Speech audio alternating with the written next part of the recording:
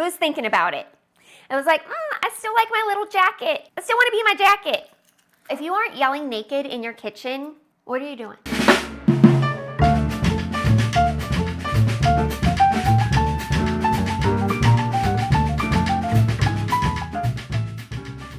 Today we are gonna make one of my all-time favorite dishes. If you have known me for any little bit of time, you've either eaten this, like I made it for you, or you've made it because you know I love it so much. It's my bolognese recipe. I call it my first hello pasta. Even though this dish tastes like it has been on the stove all day and it will taste like you put your whole heart and soul into it, it's not intimidating at all. We just rely on a few fresh ingredients. We prep those ahead of time, and then we let the stove do its magic, bringing everything together.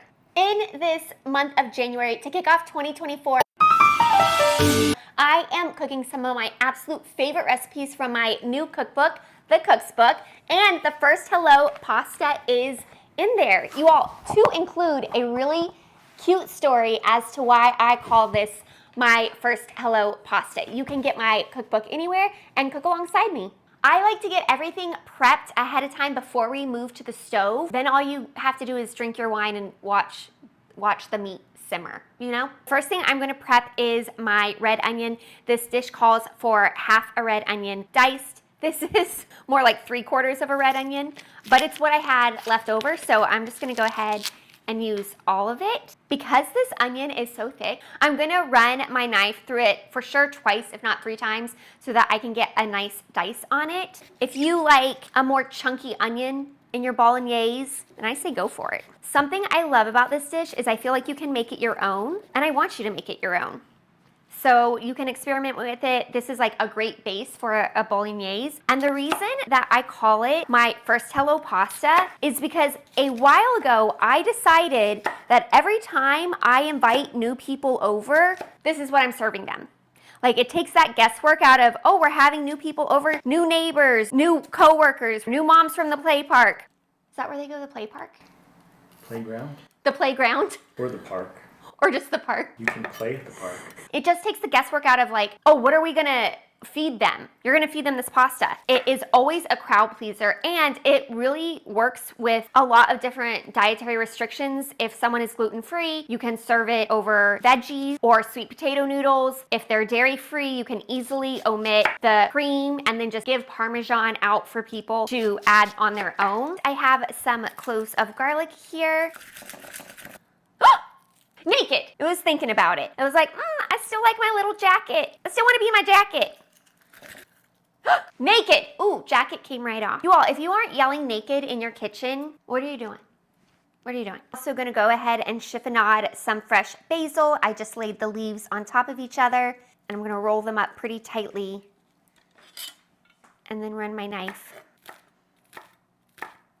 Jeremy and I have made bolognese in Italy with an Italian grandma, Bianca. Hi, Bianca. This is where my inspiration comes from. It was so good. I don't know if it was necessarily because it was Bianca's recipe or because Bianca was there with us. You haven't cooked until you've cooked with an Italian grandma. We have nearly everything measured out for our pasta sauce. I have my red onion, my fresh garlic, my can of crushed tomatoes, my fresh basil. I measured out my red wine and my tomato paste. You all, tomato paste brings such a delicious depth of flavor to your pasta sauce. And listen, it is the year 2024.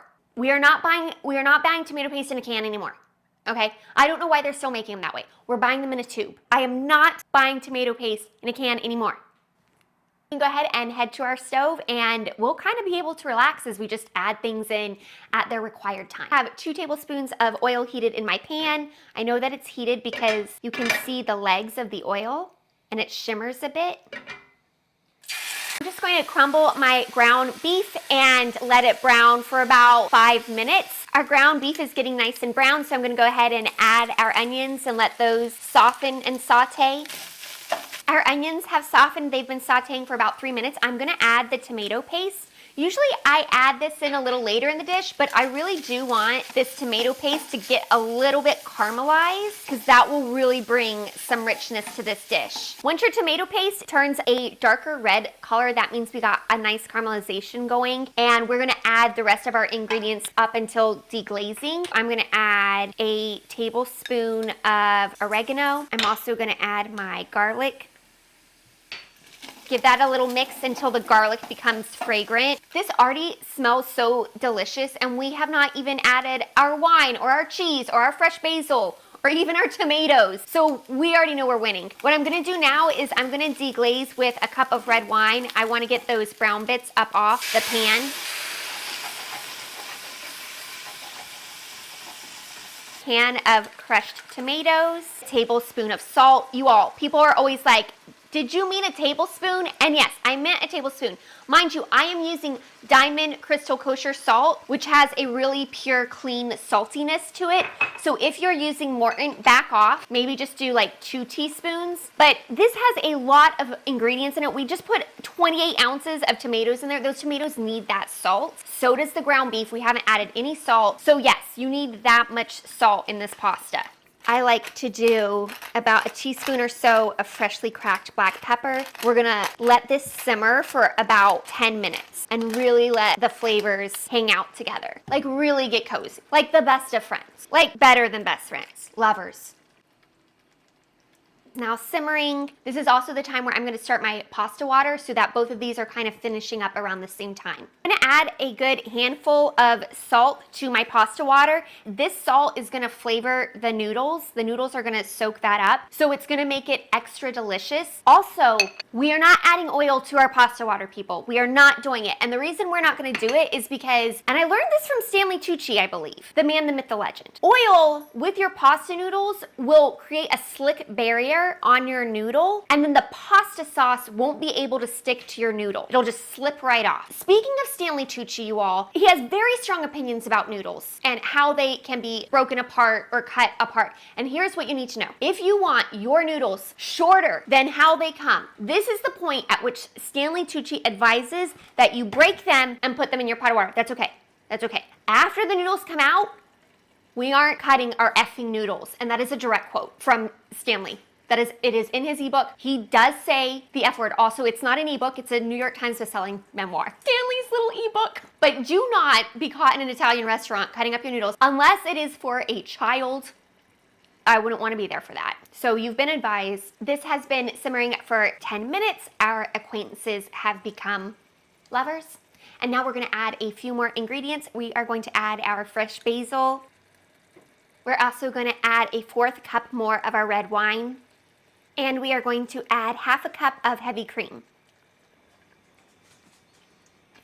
We'll let this simmer for another 10 minutes, then we'll be ready to add our Parmesan cheese and we will be done. It's been 10 minutes, I've turned off the heat. I'm now gonna add our freshly grated Parm cheese. You all, we got this from our Italian market the other day. If you live near an Italian market, highly recommend. This is 1/2 cup.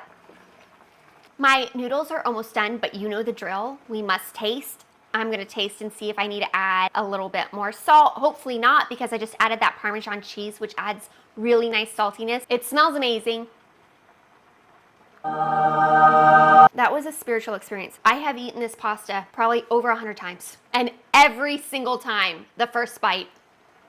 Another reason I love making this dish for guests is if you do prep everything ahead of time, there's just a really easy cadence of it still being on the stove, the house smelling really nice, but you're able to mingle with drinks or appetizers. It doesn't feel like you're rushed. It is the perfect first hello pasta dish. I've plated up my pasta. I do have a block of Parmesan cheese here, and I like just to give another little sprinkle. I also really like to serve this dish with an Italian red, any Italian red. Tonight I am pairing this one with a red wine from Verona, and we're twirling. We're twirling. Not pasta. I would marry you. Sorry, babe. Whoa. Sorry, babe. Whoa. Sorry, babe. Over the years, this pasta has given and given and given to me in ways that I don't know if you can meet. You do not understand how delicious this is. I really hope that you try this, and I hope that this new year for you brings many first hellos.